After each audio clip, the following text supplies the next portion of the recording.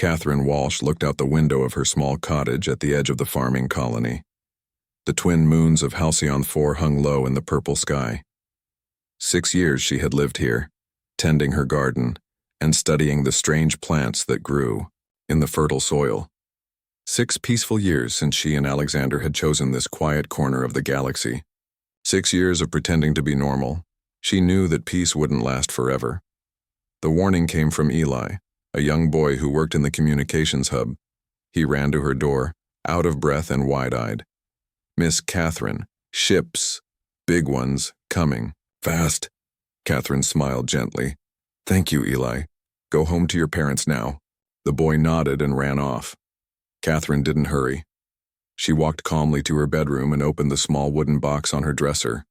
Inside lay a simple silver ring on a chain. She put it around her neck, tucking it under her shirt. "I'm sorry, love," she whispered to the empty room. "They found us sooner than we expected." She packed nothing. There was no point. Instead, she walked outside and looked up at the sky. The Empire ships were visible now, black dots growing larger against the sunset. Catherine sat on her porch steps and waited. The ships landed in the central square of the colony. Armored soldiers poured out, their weapons ready. The colonists gathered, confused and scared. From her vantage point on the hill, Catherine could see it all. She could run into the forest behind her house. She could disappear. But that would mean the soldiers might hurt the colonists while searching for her. No, better to go quietly. Alexander would come for her either way. Captain Victor Hansen stepped off his ship and surveyed the dusty little colony with disgust. Another backwater settlement filled with people trying to escape Empire rule. His orders were clear: find the woman from Earth who lived alone and bring her in. The scientists at Central Command were interested in her research on alien plant life. At least that's what they told him. "Fan out," he ordered his soldiers. "Find the Walsh woman. Do not harm the colonists unless they resist." The colony leader, an older man named Paul, approached with his hands raised. "We're a peaceful settlement," he said. "We pay our taxes. We've done nothing wrong." Captain Hansen ignored him, scanning the crowd. "Catherine Walsh, where is she?" A voice came from behind him. "I'm right here." Hansen turned to see a woman with gray-streaked brown hair walking calmly toward them. She wore simple clothes, pants, boots, and a faded blue shirt. Nothing remarkable about her. She looked like any other middle-aged colonist, yet something in her eyes made Hansen uneasy. "Catherine Walsh?" he confirmed. "Yes. You've come a long way for a simple botanist." Her voice was steady, almost amused. "You'll come with us for questioning." Catherine nodded. "I expected as much. Just know that my husband will be very displeased." Hansen snorted. "Your file says you live alone." "I do at present. My husband travels." 2 soldiers moved to flank her. Catherine raised her hands slowly. "No need for rough handling. I'll go willingly." Captain Hansen was surprised. Usually, there was resistance, pleading, sometimes violence. This calm cooperation was unusual. He gestured to the soldiers to take her aboard. "Search her house," he ordered another team. "Download her research data." As Catherine was led up the ramp into the ship, she turned to look back at the colonists. "Everything will be fine," she called to them. "Just a misunderstanding."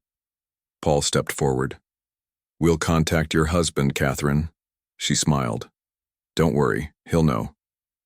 Inside the ship, Catherine was taken to a small holding cell. The soldiers were professional, not cruel, but they weren't gentle either. They took her fingerprints, scanned her retinas, and ran a medical scanner over her body. Subject appears to be a standard human female, approximately 45 years old, the medic reported. No augmentations detected, no weapons, no unusual readings. "Check. Again," Hansen ordered. Something didn't feel right. The medic ran another scan. "Nothing unusual, sir. She's just a human woman." Catherine sat quietly through it all, watching them with those strange, calm eyes. "You seem very composed for someone being detained by the Empire," Hansen remarked. "This isn't my first unexpected journey," she replied, "and I doubt it will be my last." The ship lifted off, leaving the small colony behind.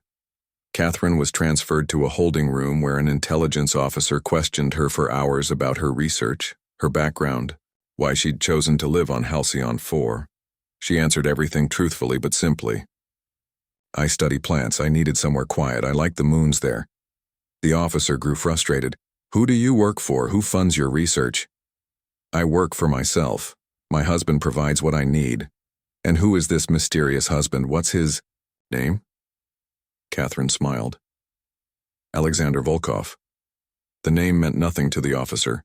He ran it through the database. "No records match." "He's very private," Catherine said. After the questioning, they moved her to the Empire flagship, a massive vessel called the Dominion. Catherine was processed, given a gray jumpsuit to wear, and assigned a cell. As they locked her in, she touched the ring hidden beneath her clothes. One of the guards noticed the movement. "What's that?" "Show me." Catherine slowly pulled out the silver ring on its chain. "My wedding ring. Please, it's my only possession." The guard hesitated, then nodded. "You can keep it, for now." When they left, Catherine lay on the narrow bed and closed her eyes. In her mind, she reached out, sending her thoughts across the vast emptiness of space. "Alexander," she whispered. "They've taken me to their flagship, the Dominion. I'm unharmed." She felt a distant response, like a touch against her consciousness. Her lips curved into a smile. Miles away, in the processing center, a lieutenant was reviewing Catherine's intake forms when his computer glitched. For just a second, the screen showed an unfamiliar symbol, something like an eye inside a triangle. He blinked, and it was gone. "Weird," he muttered, making a note in the file. Subject Catherine Walsh, human female. Appears compliant. Potential botanical knowledge of value to Empire Science Division. He hesitated, then added, "Subject displays unusual calm. Recommend psychological evaluation." On the bridge of the Dominion, Admiral Eliza Norwood reviewed the day's reports. "Another scientist for the labs?" she asked, barely interested. "Yes, Admiral. Captain Hansen brought her in from Halcyon 4. "Very well. Proceed with standard protocols." In her cell, Catherine Walsh slept peacefully, the silver ring clutched in her hand. And somewhere far away, something ancient and terrible began to move. 2 weeks passed aboard the Dominion. Catherine Walsh settled into the routine of captivity with surprising ease. Every morning, guards escorted her to the science labs where Empire researchers questioned her about the plants of Halcyon 4. Every evening, they returned her to her cell. She answered their questions politely, but revealed little of value. "The purple flowers respond to moonlight," she explained to Dr. Samantha Miller, the lead botanist. "They open only when both moons are full." Dr. Miller made notes on her tablet. "And their medicinal properties," Catherine smiled. "They make a lovely tea for sleepless nights." Dr. Miller frowned. "Our preliminary tests suggest compounds that could be weaponized." "Perhaps. Nature offers many paths. I chose to study healing instead of harm." Each night in her cell, Catherine held her silver ring and whispered to it. The guards monitoring her assumed she was praying or talking to herself. None suspected she was communicating across vast distances of space. On the 15th day, strange things began to happen aboard the Dominion. First, the navigation systems failed during a routine jump. The massive ship emerged from hyperspace near a dying star instead of the military outpost they had targeted. "What happened?" Admiral Norwood demanded on the bridge. The navigation officer looked confused. "The coordinates were correct, Admiral. The system just changed them. When they tried again, the ship jumped to empty space far from any charted system." "Run diagnostics," the Admiral ordered.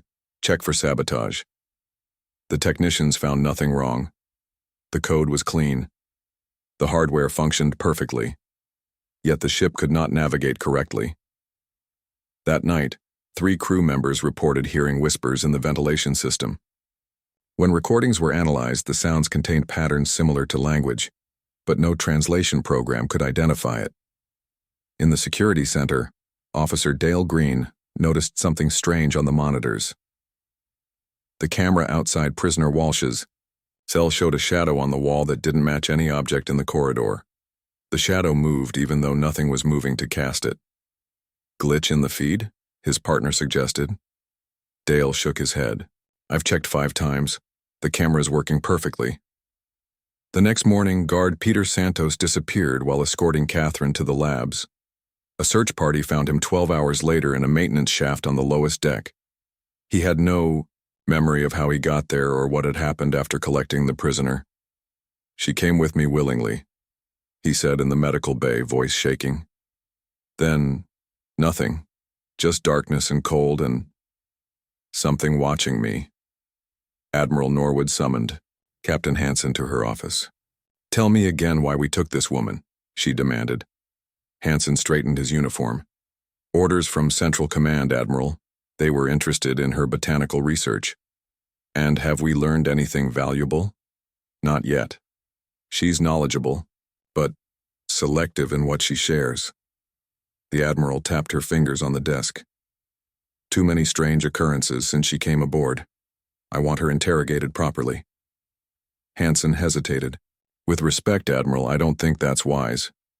Explain. She's too calm, too confident, as if she's exactly where she wants to be. Admiral Norwood leaned forward. Are you afraid of a middle-aged botanist, Captain?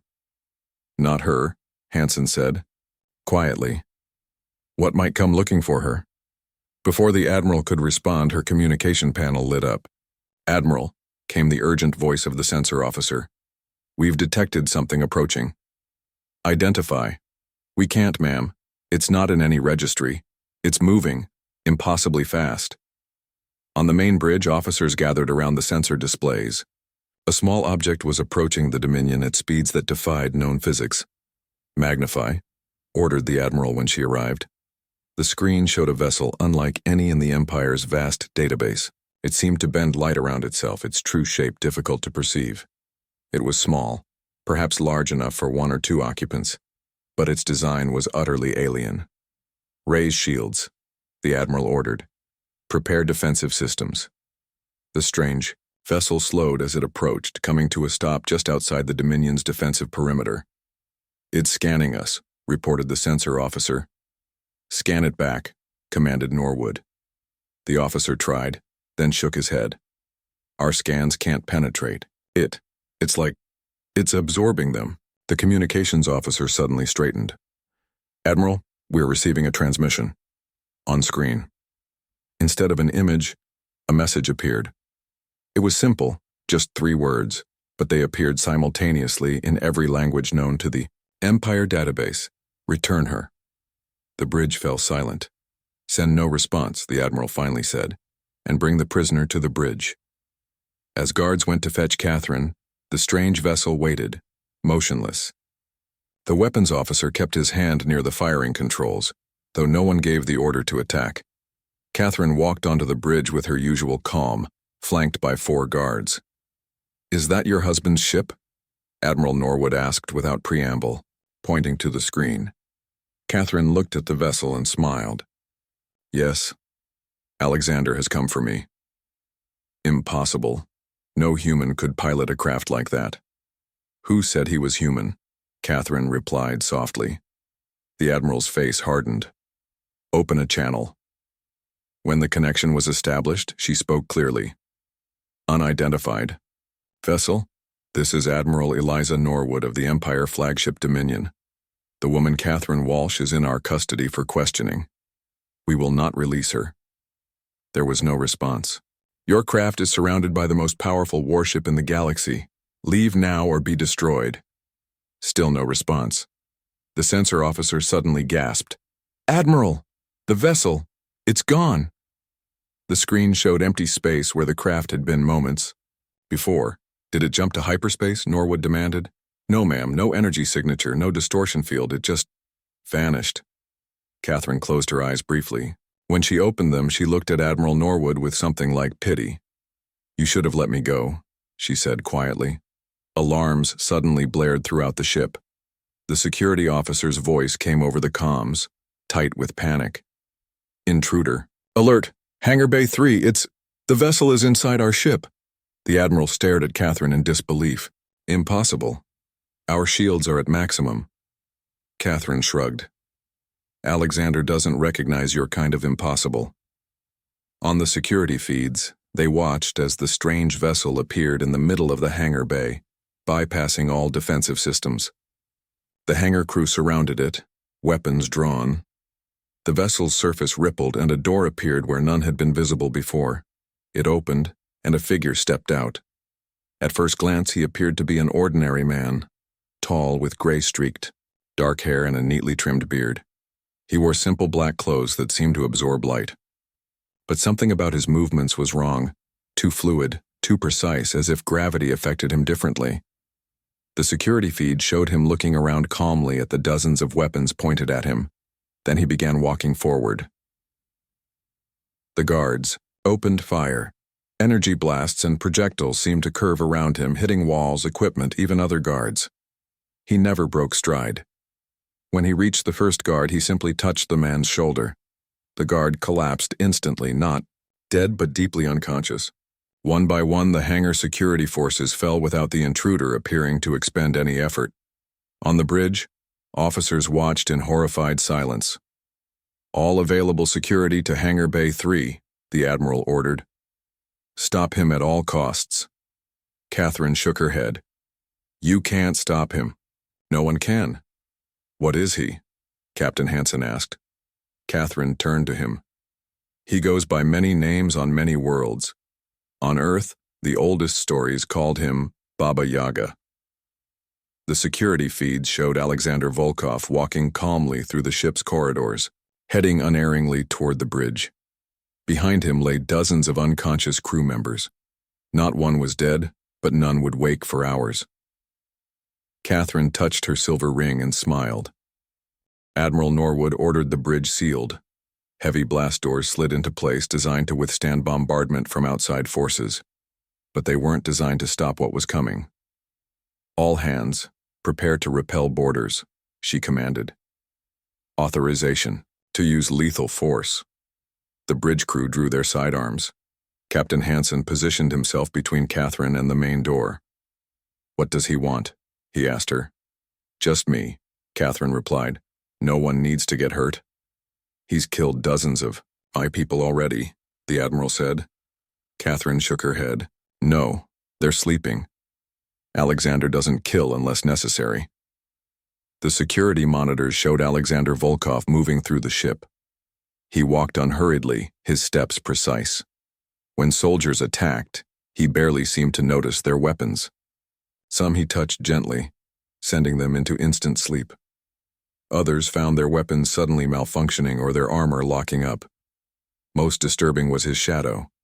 The cameras clearly showed it moving independently of his body, sometimes stretching, impossibly long, sometimes shrinking to nothing. Occasionally it seemed to have too many limbs. He's not human, whispered one of the bridge officers. He was, Catherine said. Once, very long ago. The ship's internal comms crackled. A voice came through, deep and melodious with an accent no one could place. Admiral Norwood, this is Alexander Volkov. I've come for my wife. Please release her and I will leave your ship and crew in peace. The Admiral pressed the response button. You've attacked an Empire flagship and incapacitated Imperial personnel. Surrender immediately. There was a soft laugh. I admire your courage, Admiral, but I am not here to fight. I am here for Catherine. What are you? She demanded. A traveler, a watcher, a very patient man whose patience has run out. On the security feed, they saw him approach the sealed bridge doors. He stopped and examined them, then placed his palm against the metal. Frost immediately spread from his hand, covering the massive doors. The temperature in the bridge dropped suddenly. He's freezing the molecular bonds, gasped an engineer. The metal will shatter. Alexander stepped back. The doors, designed to withstand explosions, cracked like thin ice on a pond. Pieces fell away, revealing Alexander Volkov standing calmly on the other side. He stepped through the opening, glass-like, shards of metal crunching beneath his boots. The bridge crew aimed their weapons, but no one fired. Up close, Alexander looked almost ordinary. A man in his 50s with intelligent eyes and a face lined with both laughter and sorrow. But his shadow danced on the wall behind him, shifting and changing shape. His eyes found Catherine immediately. His severe expression softened. "Hello, my love," he said. "Are you hurt?" "I'm fine, Alexander," she replied. "They've been reasonably civilized." He nodded and turned to Admiral Norwood. "Thank you for that, at least." The Admiral had drawn her sidearm but held it at her side. "What do you want?" "As I said, my wife. Nothing more." Captain Hansen still stood in front of Catherine. Central Command ordered her capture specifically. They knew something. Alexander smiled faintly. "They know stories, rumors, but they don't understand what they're dealing with." "And what is that?" the Admiral asked. Alexander considered her question. "How much Earth mythology do you study in the Empire, Admiral?" "Very little. Pity. It might have saved you this trouble." He glanced at Catherine. "Ready to go home, dear?" Catherine nodded and stepped forward. Captain Hansen didn't try to stop her. Alexander took her hand gently. The moment their fingers touched, the lights on the bridge flickered. For just a second, everyone saw something else standing where Alexander stood. Something tall and ancient with eyes like distant stars and a form that seemed woven from darkness itself. Then the image was gone and he was just a man again, holding his wife's hand. "Wait," Admiral Norwood said. "Our scientists need her knowledge. We can make an arrangement. Pay you." Alexander looked amused. "I'm afraid you have nothing I want or need, Admiral. I've seen empires greater than yours rise and fall. I've watched stars die and be born." "Then share your knowledge with us," she pressed. "You clearly possess technology far beyond ours." "It's not technology," Catherine said softly. "It's much older than that." Alexander nodded. "What I am cannot be studied or replicated. It simply is." The Admiral's expression hardened. "You will not leave this ship. If you try, I'll have Catherine shot." 4 soldiers immediately aimed their weapons at Catherine. Alexander sighed. A sound like wind through ancient trees. The temperature on the bridge dropped further, frost forming on the consoles. "Admiral," he said quietly, "I've been very gentle with your crew. Please don't make me demonstrate what happens when I'm not." One of the soldiers suddenly gasped, his weapon falling from nerveless fingers. "My hand. I can't feel my hand." The others looked down to see their own hands turning blue with cold, their weapons frosting over. "Stop," the Admiral ordered Alexander. "I'm not doing anything," he replied. "That's the point. This is simply what happens to matter in my presence. When I stop concentrating on maintaining your reality." He waved a hand and warmth returned to the bridge. The soldiers flexed their fingers in relief. "I have existed since before humans first discovered fire," Alexander continued. "I watched your ancestors huddle in caves afraid of the dark. Some of them saw me. They called me Baba Yaga, the witch of the woods, the walker between worlds." "Why? Her?" Captain Hansen asked suddenly, nodding at Catherine. "Why a human?" Alexander looked at his wife with genuine affection. "Because she saw me as I am and wasn't afraid. Because she reminded me what it means to be human." Catherine squeezed his hand. "And because he needed someone to remind him not to terrify people unnecessarily," she added with a pointed look. Alexander gave her a sheepish smile. "Yes, dear." Admiral Norwood seemed to make a decision. She holstered her weapon. "If I let you both go, will you leave my ship intact?" "Of course," Alexander said. "I have no quarrel with your empire, Admiral. I simply want my wife back. And if we come after you again?" His expression darkened. "Then I will be less gentle next time." Catherine touched his arm. "Alexander." Her tone was warning. He sighed. "What my wife means is that we prefer to be left in peace. We harm no one. We simply wish to live our lives." The Admiral nodded slowly. "I will report that you escaped, that your ship was destroyed in the attempt." Thank you, Catherine said. That would be best for everyone. How will you leave? Captain Hansen asked. Your vessel is still in the hangar bay. Alexander smiled. We'll manage. He raised his free hand and made a gesture in the air. A door appeared, not a door in the wall, but a door in space itself, opening onto darkness filled with stars. Catherine stepped toward it, then paused and looked back at the stunned bridge crew. The purple flowers on Halcyon 4, their pollen can cure respiratory infections. I was going to publish my research next year. You might want to look into it. With that, she stepped through the impossible door. Alexander followed, pausing, at the threshold to look back at the Admiral. Your empire is young, Admiral Norwood. It may grow to greatness or fall to ruin. Either way, remember this. There are older things in the universe than your stars, and not all of them sleep. He stepped through, and the door closed behind him, vanishing as if it had never been. On the bridge of the Dominion, the crew stood in stunned silence. Finally, Captain Hansen spoke. What do we tell Central Command? Admiral Norwood stared at the space where the door had been. Nothing, she said firmly. Catherine Walsh escaped during a ship malfunction. Her whereabouts are unknown. Her file is sealed by my direct order. And him? He doesn't exist, she said. None of this happened. In the cold emptiness of space far from the Dominion, Alexander's vessel reappeared. Inside, Catherine studied the control panel, if it could be called that. It looked more like a collection of stars and nebulae suspended in the air. You made quite an entrance, she said, unable to hide her smile. The shadow effects were a bit theatrical, don't you think? Alexander shrugged. I wanted to make an impression. I think you succeeded. She touched his face gently. Thank you for coming for me. Always, he said simply. Where shall we go now? Our cottage is likely being watched. Catherine thought, for a moment. There's a small planet near the edge of the galaxy. Blue oceans, green forests. Reminds me of Earth before it was crowded. Alexander nodded. Then that's where we'll go. The strange vessel turned, accelerated, and vanished among the stars, leaving no trace behind. News of the incident aboard the Dominion spread through the Empire's leadership like wildfire. Though Admiral Norwood's official report mentioned only a security breach and the escape of a prisoner, whispers of something more traveled from ship to ship.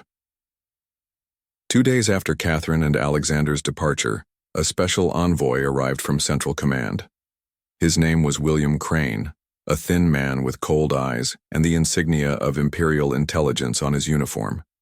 I understand you lost the Walsh woman, he said without greeting when he entered Admiral Norwood's office. The Admiral sat behind her desk, outwardly calm. There was an incident. The details are in my report. Crane smiled thinly. Yes, your very brief report. I'd like to hear the full story. There's nothing more to tell. Her ship was destroyed during the escape attempt.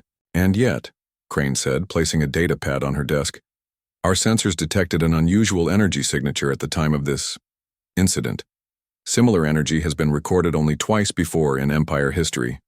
Both times preceded the complete disappearance of research outposts. Admiral Norwood's expression didn't change. I'm not familiar with those incidents. No, you wouldn't be. They're classified at the highest level. Crane leaned forward. Tell me about the man who came for her. For a moment, the Admiral considered lying, but something told her this man already knew more than he was saying. He called himself Alexander Volkov. He claimed to be her husband. And he had abilities beyond our understanding. Crane nodded as if this confirmed something. Did he mention Baba Yaga? The Admiral stiffened. How do you know that name? It's why we wanted the woman.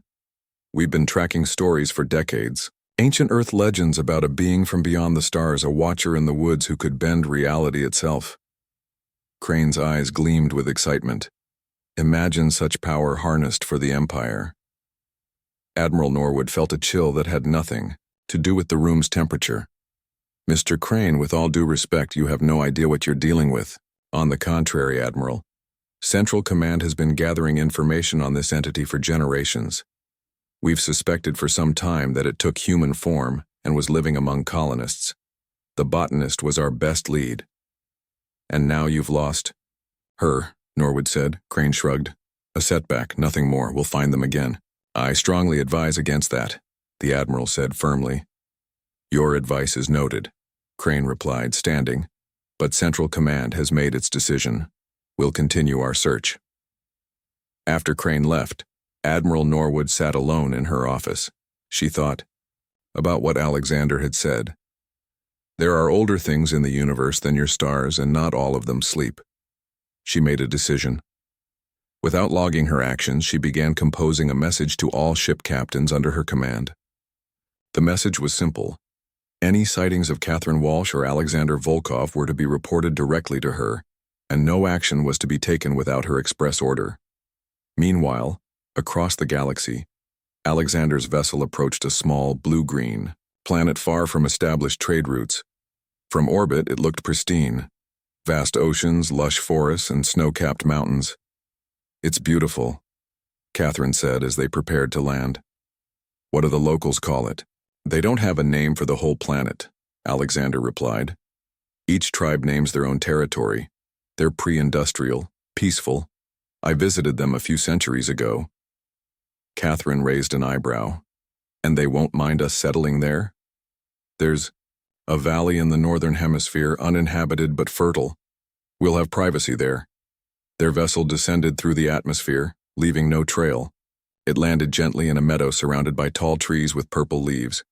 When they stepped outside, the air was clean and sweet. We'll need to build a shelter, Catherine said, immediately practical. Alexander smiled. I can help with that. He walked to a clearing and raised his hands. The earth shifted, stones rising from the ground and arranging themselves into walls. Trees bent, branches weaving together to form a roof. In minutes, a small but sturdy cottage stood where there had been nothing before. Show off, Catherine said, but she was smiling. I could have done it the slow way, he replied. But I thought you might want a bed tonight. They spent the next few days settling in. Catherine began clearing land for a garden, while Alexander explored the surrounding forest. They fell into a routine much like the one they'd had on Halcyon 4. One evening, as they sat outside watching twin suns set, Catherine asked the question that had been on her mind. The Empire will keep looking for us, won't they? Alexander nodded. Some will. Those who believe the stories. Those who hunger for power. I'm sorry I got captured. I should have been more careful. He took her hand. It's not your fault. Sooner or later, someone was bound to notice us. What will we do if they find us again? Alexander was quiet for a moment. I've been thinking about that. Perhaps it's time to stop running. Catherine looked at him. What do you mean? For thousands of years, I've hidden what I am, moved from place to place whenever humans got too curious. But the galaxy is smaller now. There are fewer places to hide. So what's the alternative? Alexander's eyes reflected the setting suns. I could reveal myself, show the Empire exactly what they're dealing with. Catherine frowned. That sounds dangerous, for everyone. Not if it's done properly, not destruction, just demonstration. Before Catherine could respond, their conversation was interrupted by a soft beeping from inside the cottage. Alexander stood immediately, his expression alert. What is it? Catherine asked. Proximity alert. Something's entered orbit around the planet.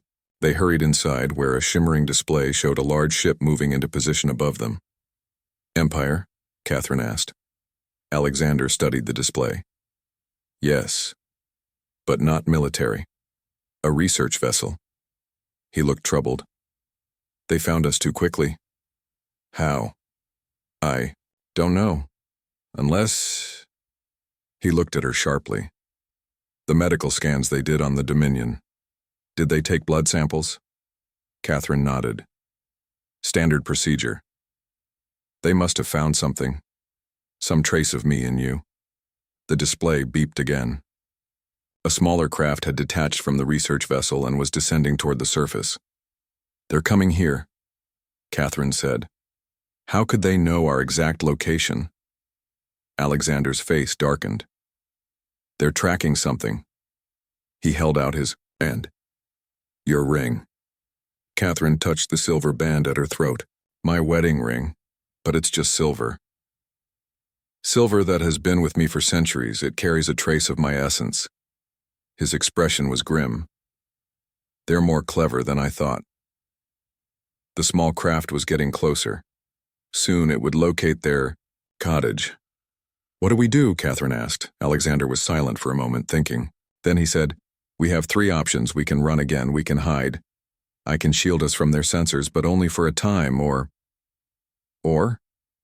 we can meet them. Set terms. Make them understand that pursuing us further will have consequences. Catherine nodded slowly. The 3rd option. It's time to stop running. Alexander smiled at her, love and pride in his eyes. Sometimes I forget how brave you are. Not brave, she corrected.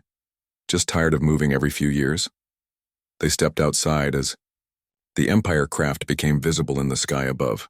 It was a sleek shuttle, clearly built for speed rather than combat. No weapons, Alexander noted. Interesting. The shuttle landed in the meadow, 100 meters from their cottage. Its engines powered down, and the main hatch opened. 3 people emerged, a woman and 2 men, all wearing the gray uniforms of Empire scientists. Alexander and Catherine walked forward to meet them. They stopped halfway, waiting. The woman approached first. She had short gray hair and moved with authority. The 2 men flanked her, carrying only scanning equipment, no visible weapons. Catherine Walsh? The woman called. Yes, Catherine replied. I am Dr. Eleanor Price of the Imperial Science Division. We've come to talk. Alexander stepped forward. No, you've come to study us, to learn my secrets. Dr. Price looked at him, her scientific curiosity evident despite her professional demeanor. Are you Alexander Volkov, the one they call Baba Yaga? I've been called many things, he replied. That name is as good as any. We mean you no harm, Dr. Price said. We seek only knowledge. Catherine laughed softly. Knowledge you hope to use. Of course, Dr. Price admitted. Isn't that the purpose of all knowledge? Alexander's expression was unreadable. What exactly do you want from us, Doctor? To understand what you are, how you came to be, the nature of your abilities. And if I refuse to be your research subject? Dr. Price hesitated. Central Command has authorized me to offer you anything within reason in exchange for your cooperation. There is nothing you have that I want, Alexander said simply. Everyone wants something, insisted one of the men. Catherine stepped forward. You don't understand. My husband is not being difficult or negotiating for better terms. He literally has no use for anything you could offer. Then what do you want? Dr. Price asked, frustration edging into her voice. Alexander and Catherine exchanged a look. Peace, Catherine said. To be left alone. And respect, Alexander added, for boundaries that should not be crossed. Dr. Price looked disappointed. So you will share nothing? Alexander considered this. I didn't say that. I will answer some of your questions, here and now. Then you will leave, and you will tell your Central Command that pursuing us further would be unwise. The scientist nodded slowly. Very well, I accept. The group moved to a grassy area near the cottage. Catherine brought out simple wooden chairs that Alexander had made. The Empire scientist looked at them hesitantly before sitting down. Ask your questions, Alexander said. But choose them wisely. You get 10. Dr. Price nodded. What are you truly? Alexander looked at the purple-leaved trees, considering his answer. I am a survivor. From before. Before your stars formed. Before your species evolved. My kind existed in what you might call another reality. There are more like you? Asked one of the male scientists. There were. Now very few remain. We scattered across the cosmos when our reality collapsed. Dr. Price leaned forward. How did you take human form? I didn't take it, Alexander explained. I built it, atom by atom, based on humans I observed. It took centuries to perfect. But why human? The second man asked. Why not some more advanced species? Alexander smiled. Because humans fascinated me. So brief, so fragile, yet so determined to matter, to leave a mark. He glanced at Catherine. I've worn this form for millennia now. In many ways, I have become what I pretended to be. Dr. Price made notes on her tablet. And your abilities? The way you manipulate matter, create doorways in space? What you call reality is more flexible than you understand. For my kind, the laws of physics are more like suggestions. Could humans learn to do what you do? Alexander shook his head. No. You're part of this reality, bound by its rules in ways I am not. Dr. Price looked disappointed. So there's no technology we could develop to replicate your abilities? Not for thousands of years, if ever. And even then, you would only be mimicking the surface effects, not truly bending reality. Catherine had been quiet, but now she spoke. That's 5 questions. You have 5 more. The scientists exchanged glances. Dr. Price chose her next question, carefully. Why did you marry a human? Catherine smiled at this, looking at Alexander with fondness. Alexander reached for Catherine's hand. Because I loved her. Because after countless centuries of observing humanity, she was the first to see past what I pretended to be and recognize what I truly am. And she wasn't afraid. I was a little afraid, Catherine corrected with a smile. How did you meet? Asked the younger male scientist, seemingly genuinely curious. Catherine answered this one. I was researching plants in the Amazon rainforest on Earth. I got lost, my equipment failed, and I was dying from a snake bite. Alexander found me. I'd been watching her for weeks, Alexander added.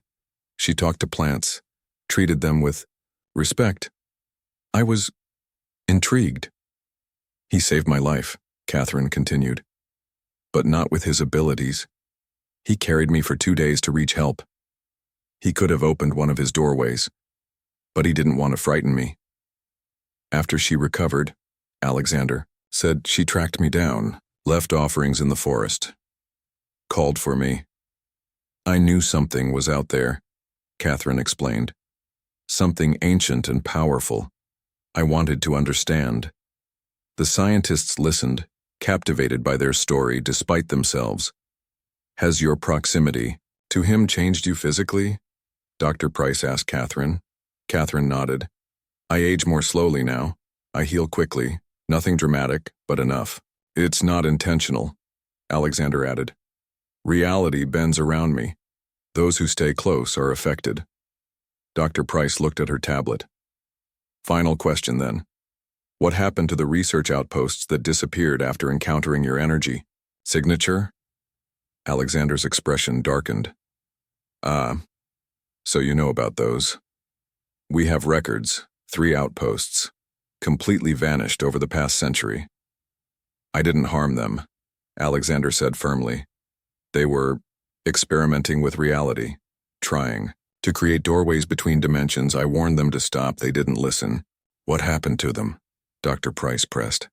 They tore holes in reality they couldn't control. I tried to close the breaches, but it was too late. They weren't destroyed. They were displaced to spaces between realities. They might still exist in some form. Dr. Price paled. And is that what you're threatening will happen if we continue pursuing you? Alexander shook his head. That was your 10th question, but I'll answer anyway. No, I wouldn't do that. But I am warning you that some knowledge is dangerous. Some boundaries shouldn't be crossed. He stood, signaling that the interview was over. You have your answers, Doctor. Now you must decide what to do with them. Dr. Price and her colleagues rose, looking troubled but also excited by what they'd learned. One moment, Catherine said. She went into the cottage and returned with a small wooden box. Plant samples from Halcyon 4. My complete research notes are inside. The purple flowers can save millions of lives. Dr. Price took the box carefully. Thank you. As the scientists turned to leave, Alexander called after them. Remember, Doctor, what you tell your superiors will determine what happens next. For all of us. The shuttle departed shortly after, returning to the research vessel in orbit. Alexander and Catherine watched it go, standing hand in hand outside their cottage. Do you think they'll leave us alone? Catherine asked. Some will, some won't. But they'll be more cautious now. 3 days later, their proximity sensors detected another ship entering orbit. Catherine looked worried, but Alexander smiled when he checked the display. It's the Dominion, he said. Admiral Norwood herself came down in a small shuttle. She landed in the same meadow but came alone and unarmed. Catherine met her halfway. Dr. Price's report reached Central Command, the Admiral said without preamble. There's been debate about how to proceed. And what was decided? Catherine asked. Nothing, officially. But I've been authorized to deliver this. She handed Catherine a small data cube. It contains an official designation for this planet. It's now classified as a protected zone under Empire law. No ships may land here without direct approval from the Admiralty. Catherine looked surprised. Why would they do that? Because some of us understand the concept of leaving sleeping bears undisturbed, Norwood replied dryly. And because your husband's warning about older things in the universe made more of an impression than he may have realized. Alexander emerged from the cottage and approached. Admiral, this is unexpected.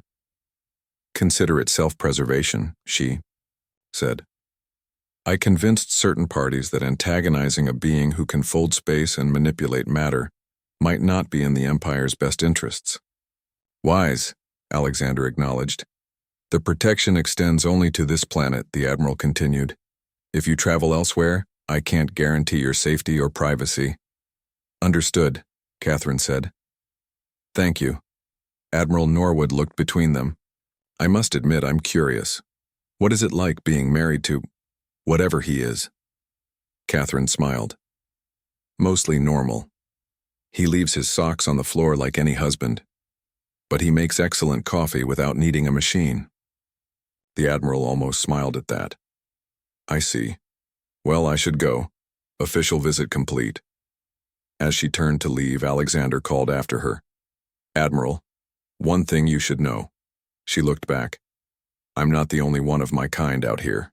We don't communicate much, but we notice when humans start poking at the fabric of reality. Be careful what your scientists pursue. Norwood nodded gravely.